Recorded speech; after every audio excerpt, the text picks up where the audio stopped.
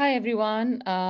Good evening, good afternoon, good morning, depending on where you're logging in and what time zone you're in. I think we're back today with a really, really exciting session.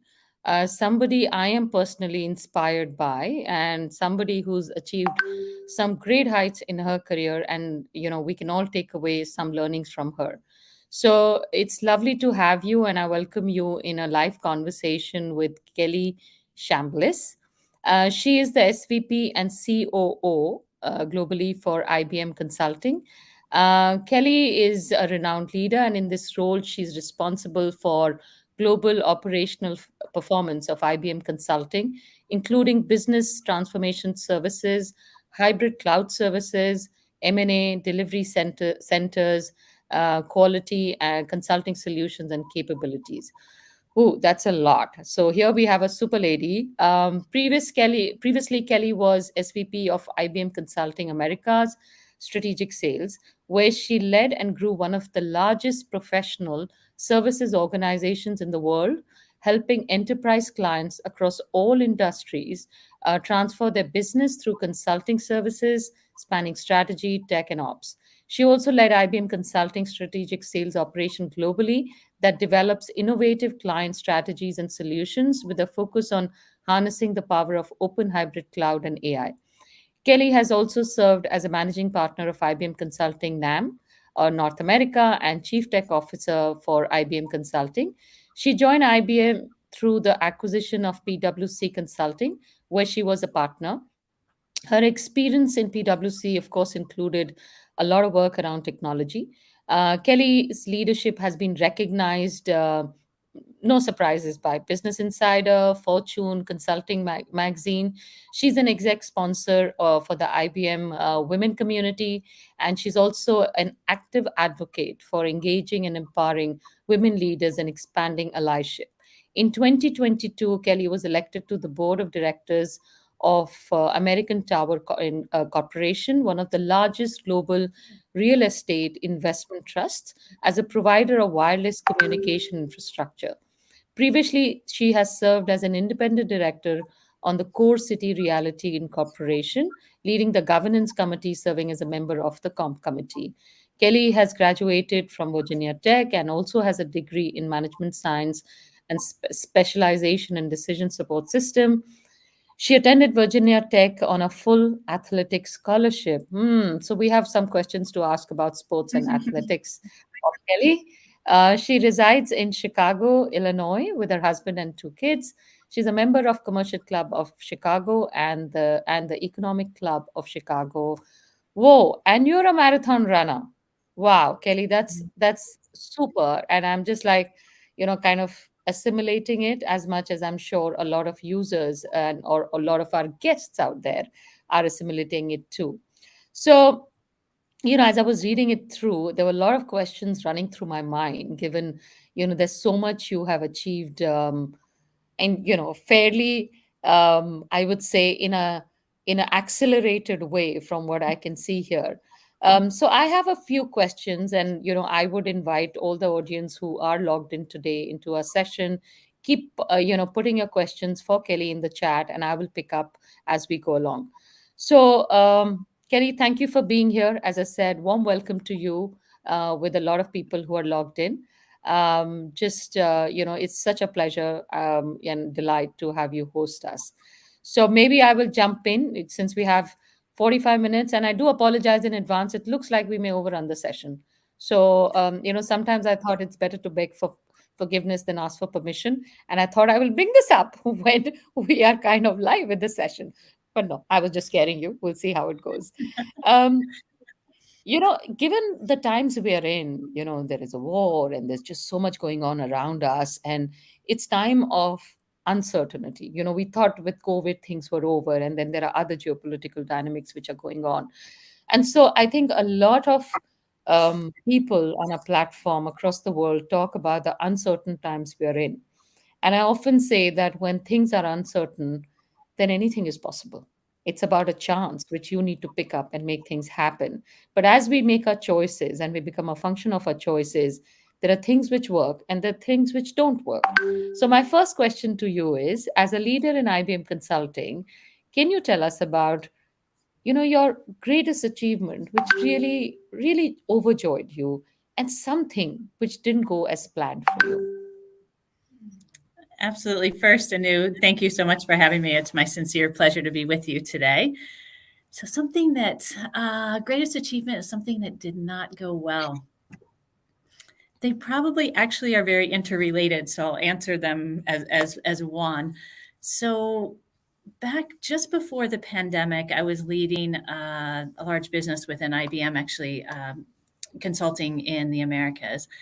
And we were on a roll, had tremendous momentum. We're making great impact on clients, had so many good people, and people were as engaged as ever before. And I think we just hit our seventh or eighth consecutive quarter of growth. And we felt like kind of we were unstoppable, to be honest. And then all of a sudden the pandemic hit. It's interesting, Anu, that you said uncertainty. I mean, who could have ever expected or imagined being in that scenario, right? And we're so focused within IBM and IBM Consulting on serving our clients that we quickly just had to just scramble. Like all of our lives had been thrown kind of up in the air, and yet we needed to find a way to continue to meet the needs and expectations of our clients. And so I'd say one of the greatest challenges or things that did not go as planned was the pandemic. But in so many ways, it was also not just but our, the work we do in IBM Consulting is a team sport. But our greatest achievement was finding a way to really sustain our operations and our ability to deliver for clients, and really didn't miss a beat despite people all over the world being put in situations they had never been put in before. At the same time, we were all worried about safety and health and well-being of our families and our parents and our friends. And so I think I'm just most proud, and I probably will look back.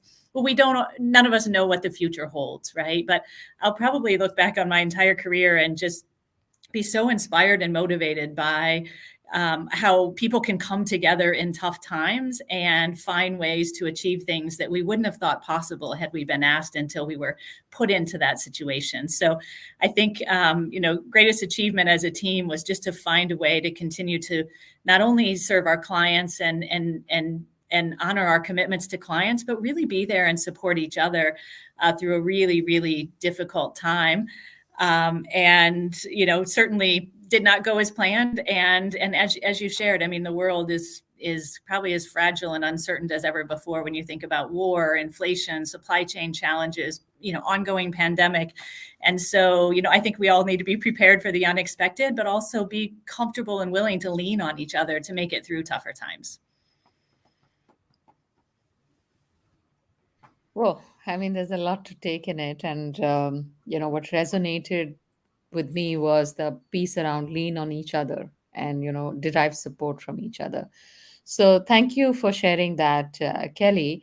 As I was reading through your bio, and it talked a lot about sports, and I think there's so much we learn about teamwork, about coaching, about mentoring, and we give, and in that giving, there's some receiving. And as I think, as you stepped into the leadership role you do, I wanted to I wanted to actually get a sense from you that now in this corporate journey, um, how do you have you sought any advice or mentorship or sponsorship, and how, in your case, who do you reach out to, and how helpful this has been in your progression?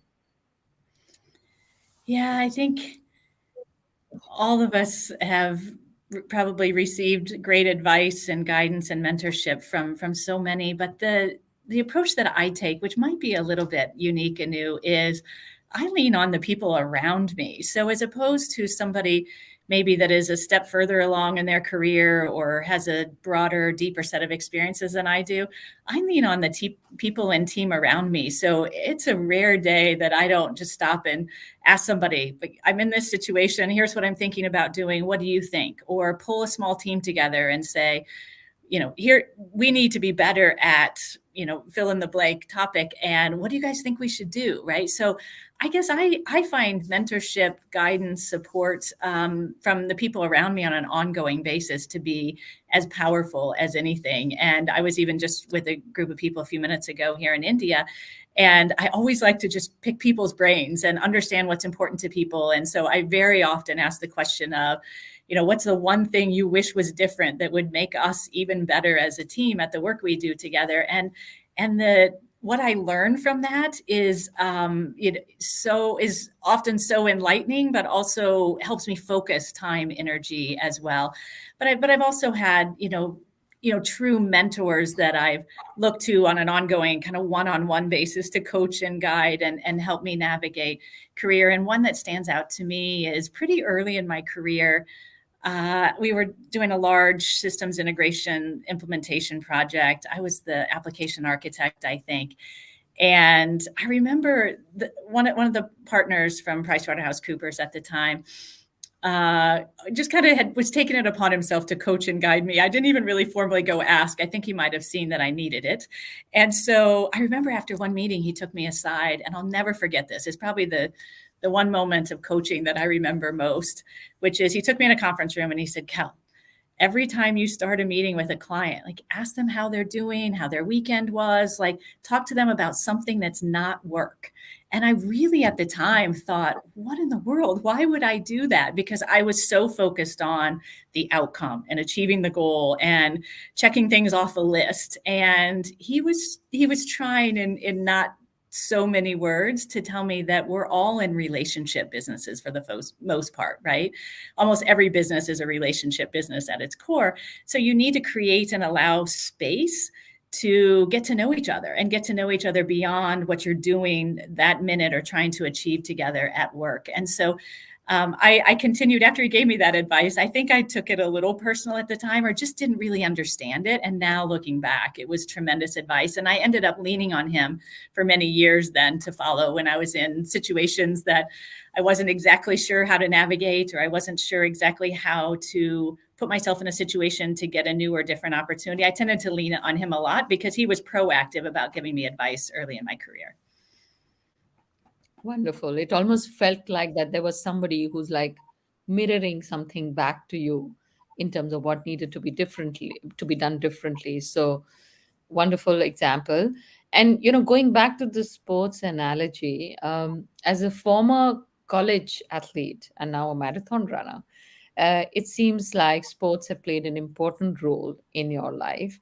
So, women out there, I hope you're listening. Well being, sports, physical fitness, all that is very important.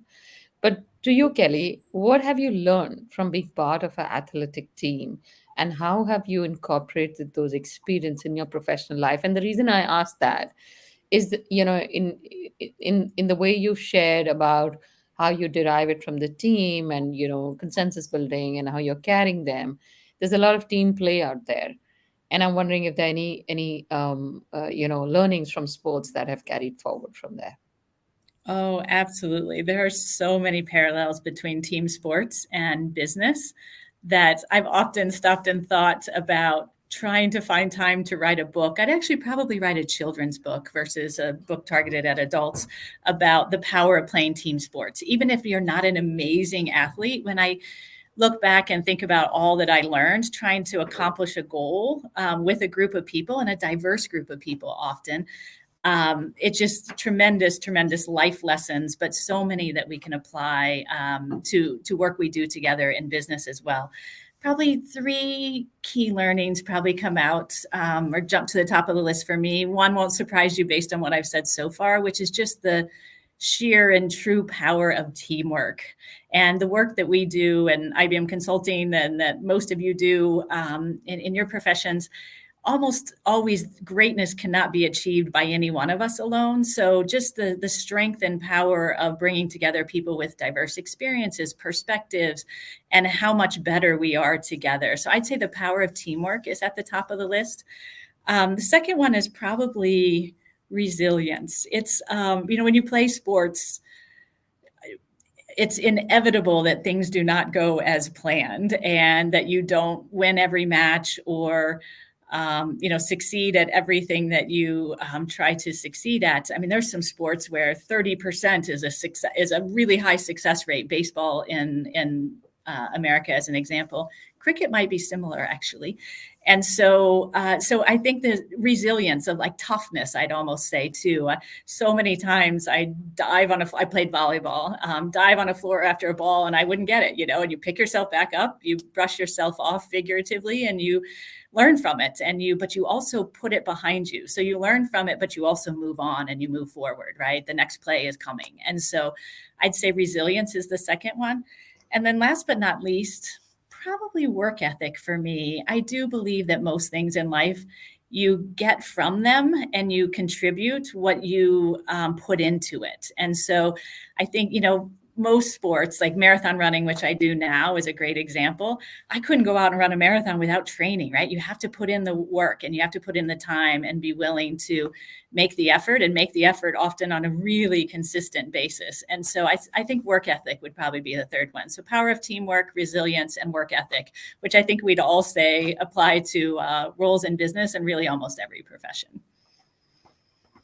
Fabulous. And just a bit about marathon. One of my mentors told me that when you're on a path to leadership journey, or when you're working in the corporate world, it's not a sprint. So don't burn yourself out. It's a marathon. So pace yourself out. And in the short term, when things go wrong, you don't get your chips down. You just pick them up and you move on again. So it just reinforced that learning for me. So thank you for sharing that, Kelly. I have a question from the audience, which has just come in. And it's a question around diverse teams. And since you referred to them, which is about specifically in Asian countries, or maybe specifically in India, and the attendee is saying, look, I have a diverse team, which is men and women. However, sometimes I feel that I'm not as well accepted by my male colleagues as much as by women colleagues. Any learnings or any tips you'd like to share with them? Yeah, it's a great one. And I think people around the world feel that way, to be honest, at times.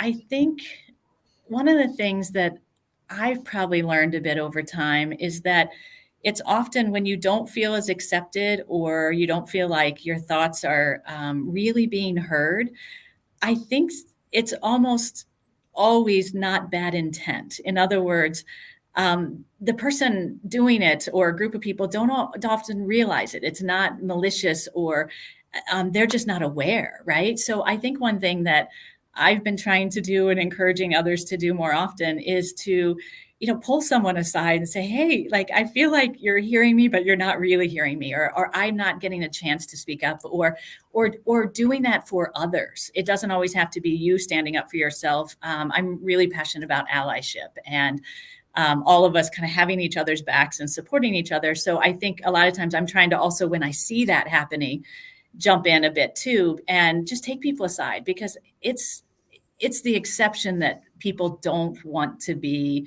better and learn from others and be open to diverse perspectives and views. And so I think sometimes when people come across as closed off or not as accepting, they may not be aware they're coming across that way or have some tendencies to come across that way. So I tend to increasingly try to kind of confront that in the right way and in a way that hopefully will move us all forward. And then hopefully they do the same thing when they notice other people doing the same. Yep. So lead by example. So take them aside, whoever's struggling, to the corner and have a chat with them. But just building on this allyship, Kelly, which you referred to, and you're an exec sponsor for the women at IBM community, and you have been an active advocate of allyship.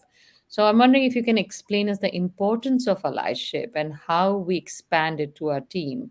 I mean, you've already given a few pointers to that, but is there anything else that we can do differently in our organizations? Yeah, I think it's really important to build allyship and support and people who really engage with diverse groups of people and seek diverse perspectives from people that are outside that underrepresented group. And so one of the things that I believe, like, I do think women in general tend to have each other's backs and support each other and encourage each other and want to see each other do well and thrive and grow. So one of the things that we're trying to do inside IBM is is encourage and engage more men in the dialogue about diversity and inclusion, and encourage them to be. And a word that comes to mind for me is upstanders, right? I have young children, and when they were going through kindergarten, first grade, second grade, they would learn to be upstanders, and they would come home with these great examples. And I'm like, we need to all be that at work, right? And so there's sometimes things that we can learn that children are learning at a very young age now. But I think allyship needs to expand boundaries of different diversity groups. And so, but we have to often a lot of men, I find in particular, want to engage and be helpful and be part of the dialogue and be more supportive and really be an ally, but they don't know how. And so I think we often, as women, and we're trying to do an IBM, engage men in the dialogue more, because when they hear directly from women about how they feel and some of the scenarios they're in, and when they don't, consistent with your prior question, Anu, don't always feel as accepted or heard, like really bring them into the dialogue. And then when you get a few really actively engaged male allies, it really can be contagious, and they can start to bring others in, and even be that person that will catch others and say, hey, hold on, let her finish her sentence, or those kinds of things. So I really think that the key to allyship is not just people within the same underrepresented group, sticking up for each other, but also expanding that network to include men and others as well. I have two questions, and now they're starting to pour in from people who are listening to you. So I'm going to pick up a couple of the questions. One of them is about leadership is a lonely journey. You're probably at the top of your game. I'm kind of on the leadership path, but at a junior leadership level. I feel that I feel lonely, and I don't feel that I'm kind of not just heard but taken seriously.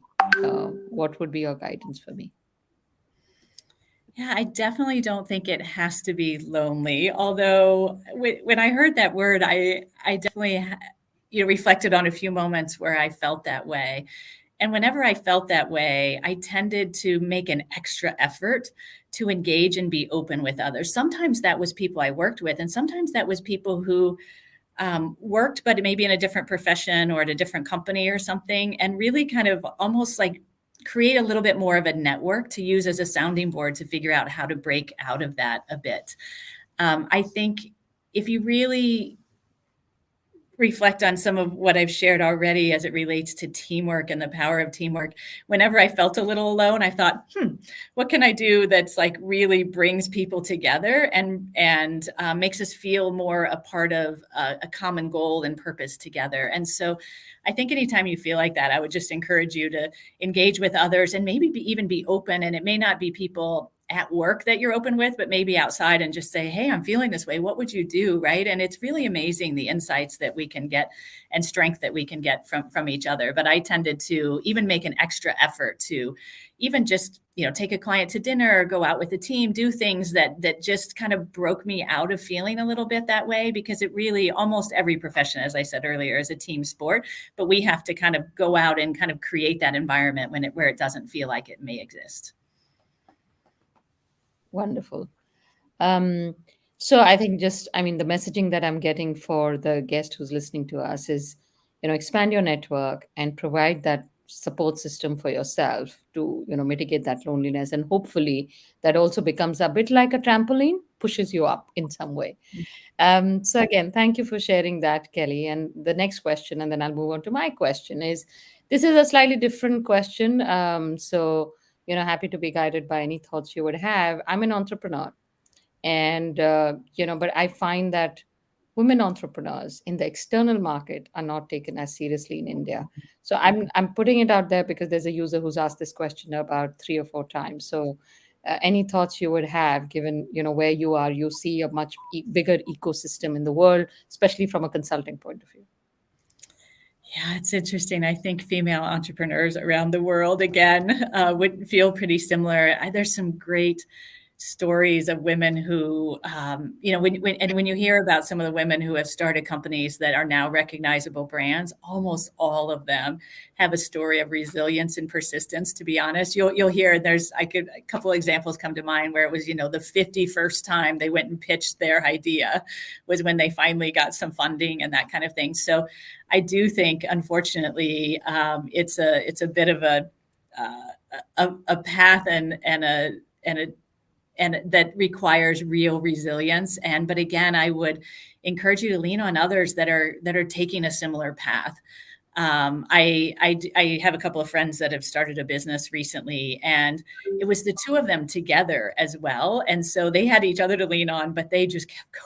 And there were some really bad days. I go running with the two of them, and I just hearing all these stories, I know you're not alone, although it may feel like it at times. And I think just maybe, picking the brains of other people who may have been a step further along on that journey than you, and saying, if you looked back, is there anything you would do different? I'm sure they would almost all tell you that you just have to stick with it, right? And believe in what you're doing and get strength from your own conviction at times. But I do think, back to what we've been talking about here, I do think there's always others to lean on if you seek them out that probably have some great wisdom and ideas to share as well. Yeah, and I'd also weigh on the point you made earlier around mentors. You find mentors in the organization, you find external mentors. And if you want to find external mentors, please feel free to come on our platform. We run a full on mentoring program on that. Moving on, Kelly, as a woman leader, it'd be interesting to know who has been your role model. I wouldn't say women leader. I apologize for that. As a Yeah. leader, who is your role model? Oh, it has changed over time. In fifth grade, I think it was fifth grade, I was determined that I was going to be the first woman in space. And I remember I shared this with my science teacher. So one morning we were just finishing up, like getting settled into our seats and Sorry to everything. interrupt. Have you shared that with Elon Musk or not? I have not. But there was this knock on the door. I can picture, now that you asked me this question, I can picture this knock on the door. And the sixth grade, I was in fifth grade, and the sixth grade science teacher, who happened to be the husband of the fifth grade science teacher, but anyway, he knocked on the door and he said, "Kelly, I need to talk to you." And he called me out in the hallway, and I'm like, instantly, as like, even when I said that, my heart kind of dropped a little, like I felt like I was in trouble, right? And he's like, "Look at this." And he handed me the newspaper, and it had been announced that the first woman was going into space. He said, "I'm sorry to tell you, it won't be you. You will need to set a new goal," was what he told me. And so I kind of followed the career of that woman for a little while. And so from afar, kind of viewed her as a role model. But in actuality, in my day-to-day life, and probably the person that had the biggest impact on what I ended up choosing to do professionally is probably my mother. Because when I was a child, maybe when I was 7 or so, she went back to school and got a degree in computer science. And she was a computer programmer. Now we'd call it a software developer. And we even had, I've actually never shared this, I don't think. We actually even had punch cards, I think they were called, from the mainframe. Was our notepad next to the phone when I was growing up. I had no idea what they were at the time. I just knew mom was a programmer. I wasn't even, And so I think for me, without even kind of recognizing it at the time, she was a role model in that she went back to school, got a highly technical degree, was a developer. She ended up running the HR and finance systems for a large telco by the time I was in college. And so just kind of watching her without it wasn't as if I woke up every day saying, I want to be just like her, but I think she was a role model in that she chose to go out and take on a pretty male-dominated profession at the time, but do something she was passionate about.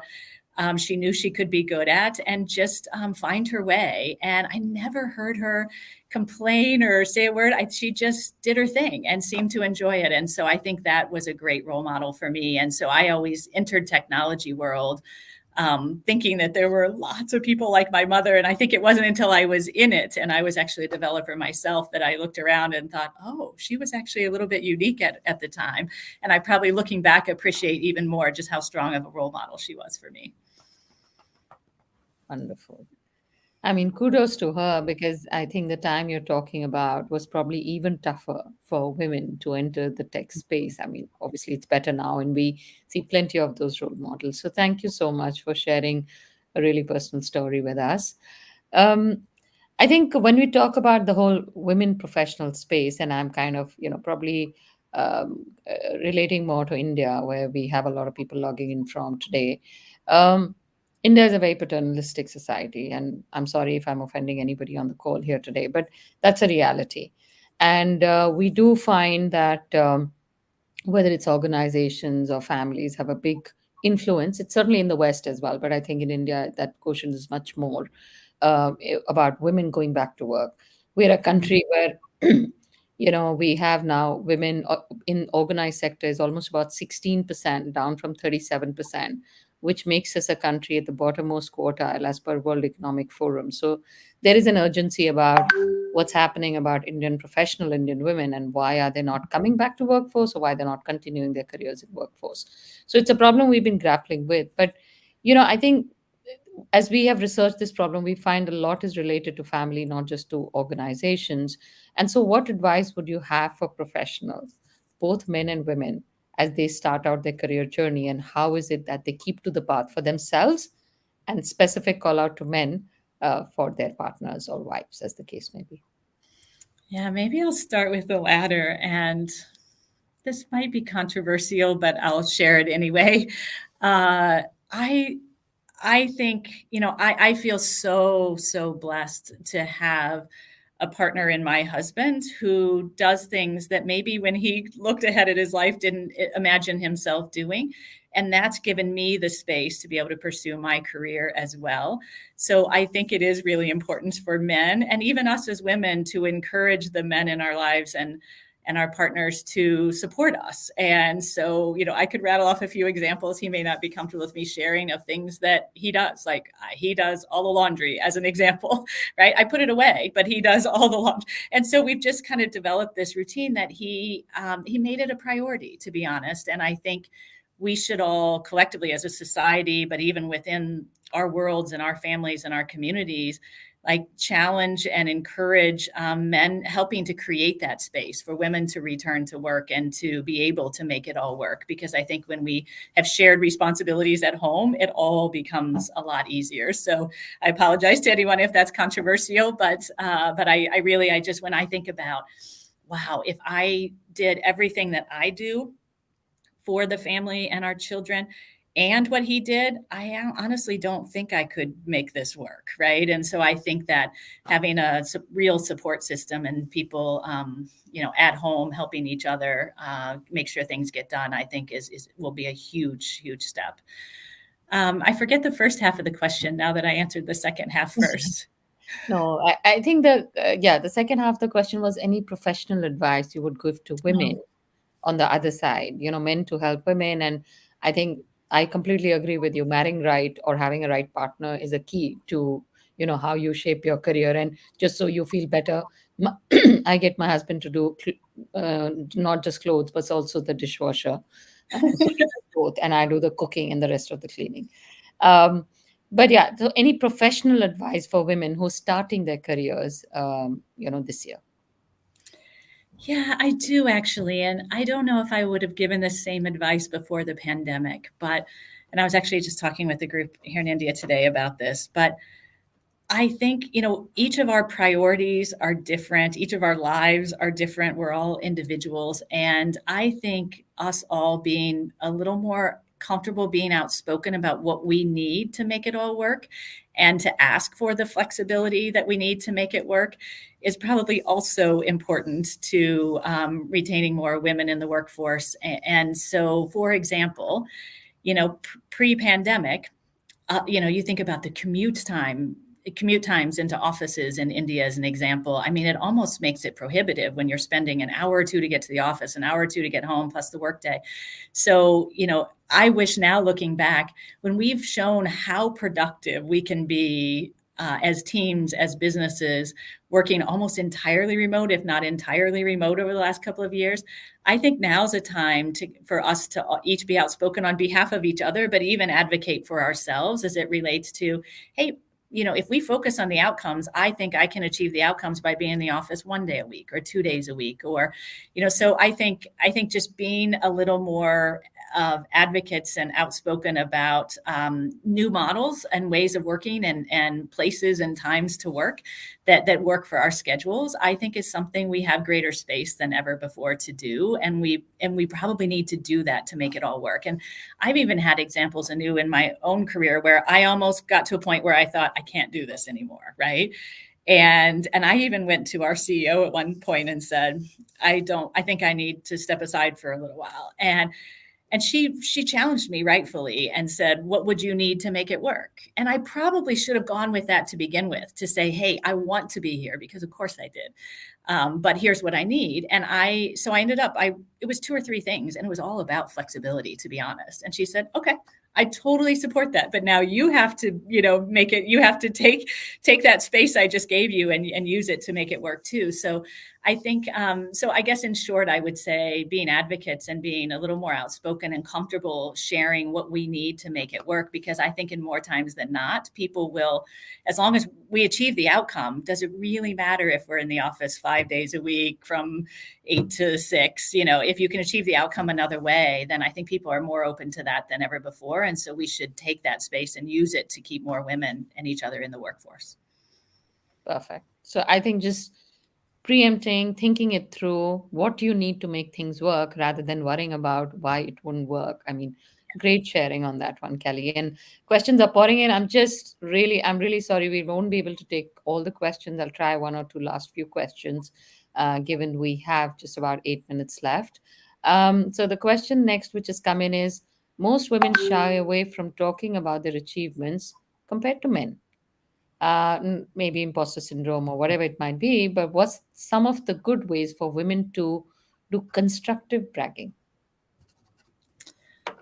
That's a great question, and one that I'm not sure I've actually been very good at myself. When I have done it or seen people do it well, it's almost always focus on the team as opposed to the individual. Because even I think I find it takes me a little aback when someone's like, I did this or I did, because going back to what I shared earlier, everything we do is really the cumulative effect of a lot of people, almost always, right? It's rarely one person that made something really worth talking about and recognizing and rewarding and championing. It's rarely one person that does that. And so I think a good way to do it, and I've seen people do it where it comes across really well, where they really kind of celebrate and want the team that they were a part of to be highlighted. And then as a result, their accomplishments get properly recognized, and probably more recognized than if they had not taken the initiative. So, we're all different, but I would probably lean towards, championing and advocating for recognition for the team as a whole. And then as a byproduct of that, I think the individuals that really made the impact and a difference certainly get recognized as well. And I'm going to take probably the last question before we bring this to a close. Women are often, I mean, this has been asked often, but we'll take it anyways, are not considered aggressive enough. I think we can be assertive and aggressive at the same time. However, from my experience, the more I spoke, the more I was branded as aggressive. How do I deal with it? Yes, this is, you're right. It gets asked a lot, and it's a little unfair, if I'm honest, right? Because it is interesting. Oftentimes, not in every environment, but in many environments, a man can speak up the same amount, almost say the same words, and wouldn't have kind of same labels maybe applied to them, right? I'm such a proponent, Anu, of all of us being ourselves, that I think if that's you to be, then I would encourage you to keep being you. But if you're doing it and it's not as comfortable, like it's really not your authentic self, then maybe do, like I tend to sit back in a meeting and listen a lot for a while, and then I'll kind of make sense out of things, and I'll think, okay, I have something to add, right? So I'm probably a little bit the opposite, where I tend to sit back, take everything in, and then speak. And I have at times thought, oh, I need to be a little more assertive and everything. And it just hasn't felt as comfortable because it's not as authentic. And so I think I would just maybe answer it in maybe an atypical fashion, which is be yourself and kind of trust that being yourself will lead to the best results, because I think it always does. Yeah. No, wonderfully said. And for the person who's asked this question, I don't want to be brash, but how many things do you want to care about and where do you draw the line is something you want to as well think about. So thank you for answering that. We are almost 41, 42 minutes into the conversation. So I have one last question from you, Kelly, which is about what next? Oh, what next? Just say more before I answer. So what next? I mean, what's the next milestone for you as a leader? I mean, uh, how do you, what does your legacy look like? When you look back, let's say another 10 years from now, in terms of what you do, what are the two or three things you would have liked to see for Kelly, which, what she has built? Oh, this is actually a really tough one for me because it's almost never about me. And so I would say so many people, some very intentional and deliberate, and maybe some not so much, have helped and supported me and been role models for me and everything. I think the biggest thing for me, Anu, is just like positively impacting as many women's careers as possible, like just doing everything I can to put other people in a position to thrive, to share my experiences, to just share my ideas, just be a sounding board for people. I think that's probably, I would want people to look back and say, Kelly was there for me. And if I texted or called and just wanted another perspective or an idea or some support or guidance, she was there for me. So for me at this point, it's really about being that to other people, because I look back and I'm just so thankful and appreciative that so many people helped me along the way, maybe when they didn't even realize how helpful they were being to me. And so I just want to give back to others and have other people, look at me and say, oh, like, so glad Kelly's there to lean on at times when I feel like I need someone. That's very kind. And I'll certainly take you up on that. So you might get a text or an email from me from time to time. No, I'm just joking. I know, in all seriousness, I don't have all the answers, but I genuinely believe we're better together. So I just love to have that dialogue, and I think we all take something from it. Of course, of course. And that's wonderfully said. And that's really, really kind. And I think you're putting yourself really out there, which is much appreciated. So kudos to you. So I just want to say thank you, Kelly. I mean, it's been wonderful talking to you. Particularly, I think you've spoken from the heart, and I just felt that a lot of examples and what you've shared is just coming through as very authentic in this conversation to me personally, and for a lot of guests who are dialed in. And I think, what comes to my mind whilst I was talking to you is that a strong woman knows she has strength enough for the journey. But a woman of strength knows it is in the journey where she will become strong. So you seem to be a woman who's kind of garnered her strength and is willing to share. So thank you for providing us that courage, that direction, that vision, and the much needed strength, which a lot of us need as we persist the path as well. So thank you again. Gratitude on behalf of everybody who's logged in. And it's been a pleasure to have you on board with us. And we do hope to stay connected as you build your legacy. We'd love to be a part of it. Thank you so much for having me. I really, really enjoyed the conversation, Anu. Thank you. Thank you. Thank you very much. And thank you, everyone who joined in today.